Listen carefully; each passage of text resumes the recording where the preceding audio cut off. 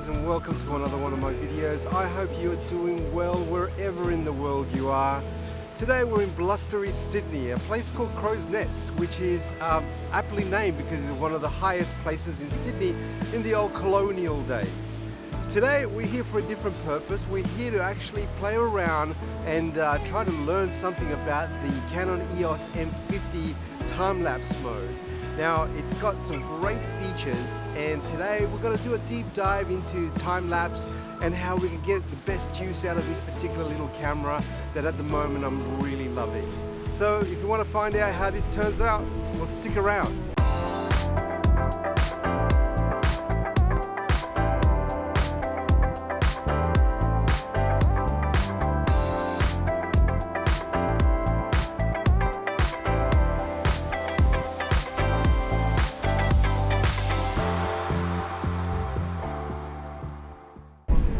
And welcome back. As you can see, I've mounted the M50 on a tripod. Obviously I want a nice steady shot, and we've perched ourselves here on top of a rooftop car park where we can get good vantage points of some cityscapes.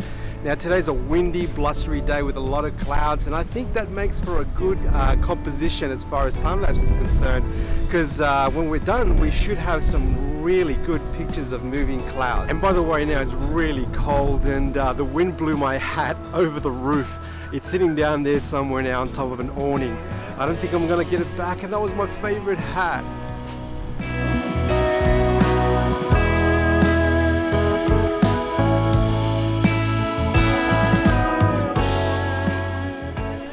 When I first started practicing taking time lapses with this camera, I realized that the menus weren't that intuitive.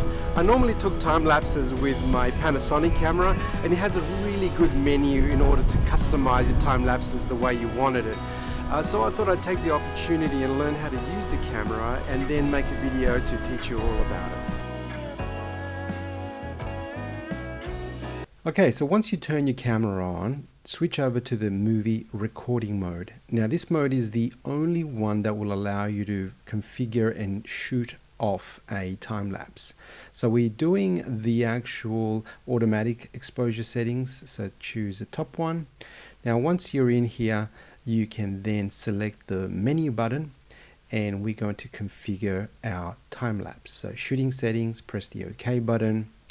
And then what I want you to do is scroll all the way down to the time-lapse movie mode. At the moment it's disabled. What we're going to do is enable it.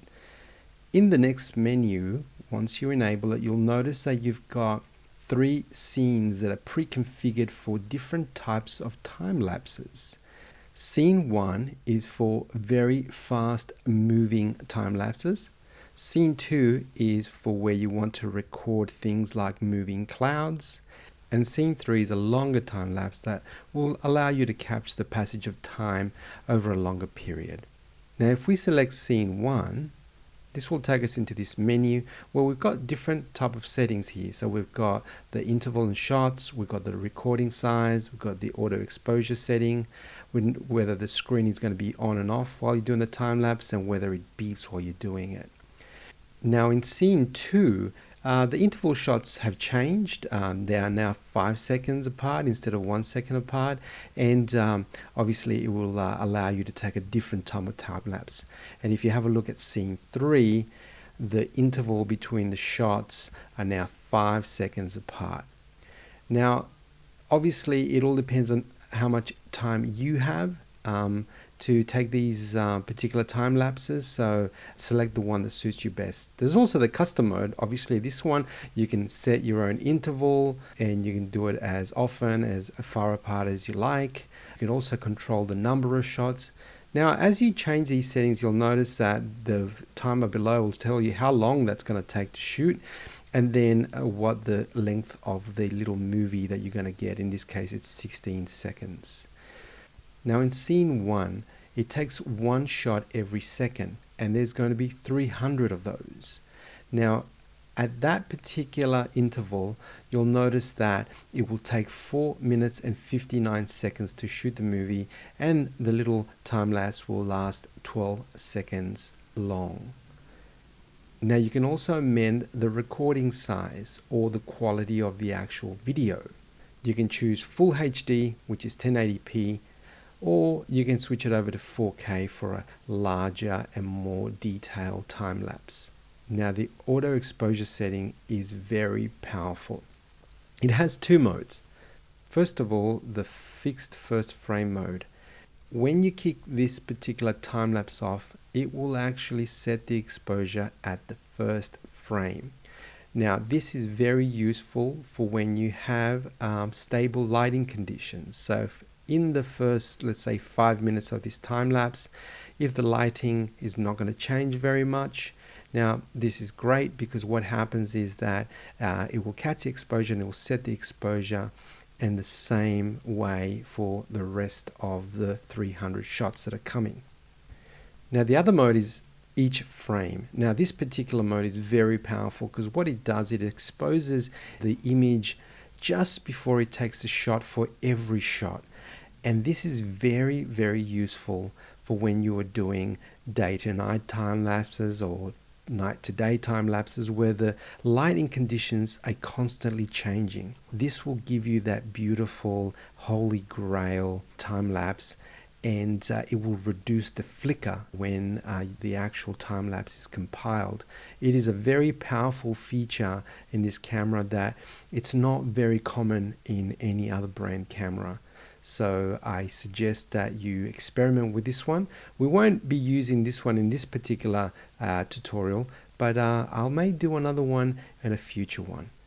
Then we move down to the screen auto off. Now this one's really important, especially if you're doing longer time lapses, right? So it will conserve your battery because it will automatically turn the screen off. Now because this particular time lapse is only going to take 5 minutes, I got enough battery life, so I am going to disable it so I can actually see what the camera is doing. And right below we have the beep as image is taken. Now some people find this annoying, but it is very helpful, especially when you've got longer intervals between each shot.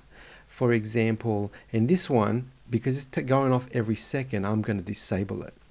But if I go to scene 3, for example, the custom, where the interval between the shots is 15 seconds and the exposure is going to last for 1 hour and 44 minutes, well, obviously I want to turn the screen on and then turn the beeping on so it lets me know that the time lapse is working or that you haven't run out of battery.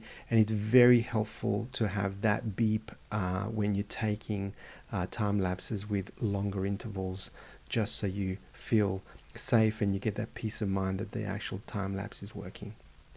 So back to this one again, we're going to leave it as off, because obviously once every second is pretty obvious and this is only going to last 5 minutes, so I'm pretty happy with that particular setting.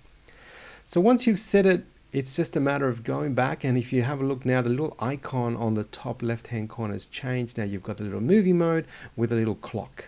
Now if you want to go back in there, it actually shows you that that time lapse is going to take 4 minutes and 59 seconds, and it is a 1 second interval. You can also set the actual focus while you're in here as well. Now once that's done, it's just a matter of pressing the movie record button, and then there it goes. And you notice that it flashes. Now it flashes every time it takes a shot, and you also got the little red dot indicator showing you that it's actually working. And now the screen is turned off to conserve some battery. If you want to know what's happening, just press the info button. That turns the screen back on, and then you can turn it off. But just remember, you don't want to shake the camera while you're actually taking the time lapse, so only press the info button after you hear the beep, and that way you should be able to keep the camera nice and steady. And there you have it, friends, a time-lapse shot with a Canon M50. It was a little bit tricky to get it started in the beginning, but when you get your settings right and you find a good location, it comes up as a really nice looking time-lapse. I can't wait to shoot some more for you. If you like this video, give me a like, and if you haven't subscribed, please do so. Your support really, really counts. And until the next time, ciao for now.